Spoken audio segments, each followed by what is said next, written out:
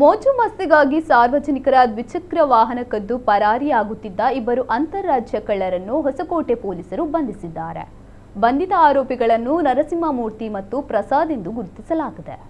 ಕಳ್ಳರು ಸಾರ್ವಜನಿಕರ ದ್ವಿಚಕ್ರಗಳನ್ನು ಕದ್ದು ಬಳಿಕ ಆಂಧ್ರದ ಗಡಿಭಾಗಗಳಲ್ಲಿ ಕೇವಲ 5 ರಿಂದ 10 ಸಾವಿರ ರೂಪಾಯಿಗೆ ಮಾರಾಟ ಮಾಡುತ್ತಿದ್ದರು ಎಂದು ಪೊಲೀಸ್ ತನಿಖೆಯ ವೇಳೆ ಬಯಲಾಗಿದೆ. ಪಾನಿಪುರಿ ವ್ಯಾಪಾರಿಯೊಬ್ಬರ ಬೈಕ್ ಕಳವು ಮಾಡಿದ ಪ್ರಕರಣದ ಬೆನ್ನು ಹತ್ತಿದ ಪೊಲೀಸರಿಗೆ ಈ ದೊಡ್ಡ ಜಾಲ ಪತ್ತೆಯಾಗಿದೆ.